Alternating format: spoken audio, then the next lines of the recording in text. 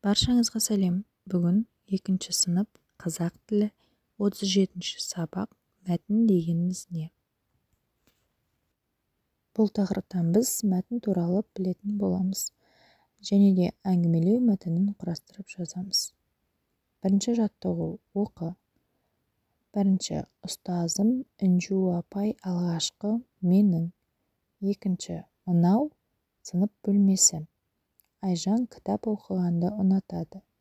Үшінші сынып бөлмесінің ауасы таза. Оның терезелері үлкен. Әдемі парталар 3 қатарға тізіліп қойылған. Мұғалімге арналған үстел мен орындық бөлменің оң жағында тұр. Салыстыр. Қай бөлікте сөздер берілген?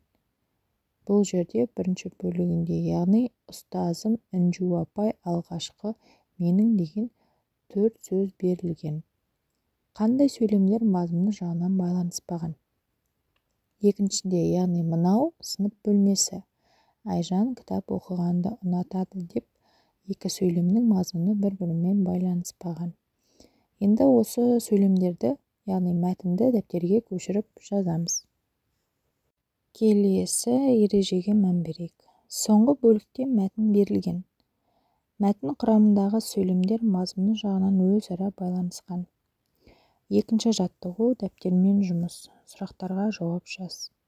Бірінші. Сыныпта қанша оқушы бар? Сыныпта 24 оқушы бар.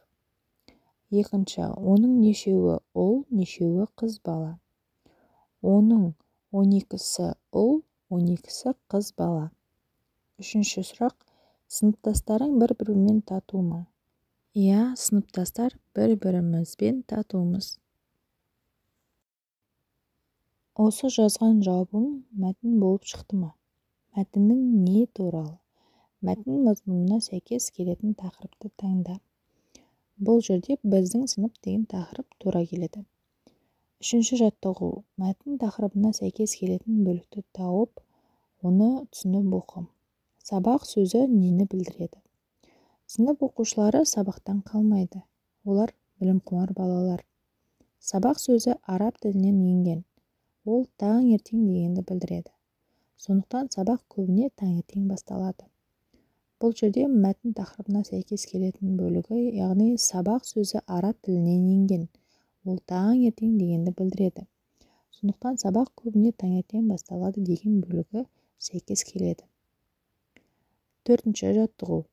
Алдымен, содан соң, содан кейін, ең соңында сөздерін пайдаланып, суреттер бойынша мен кезекшімін тақырыбына мәтін құрастырып жаз. Мен кезекшімін. Мен бүгін сыныпта кезекшімін.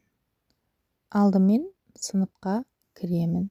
Содан кейін тақтаны сүртемін.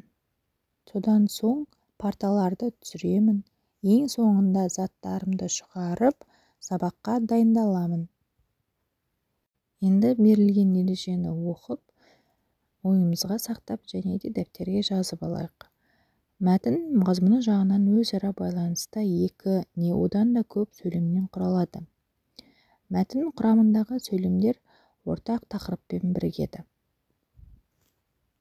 Егер видео ұнаса, соңына дейін қарап, лайк басып, комментарий жазып және де арнаға тіркелуді ұмытпаймыз.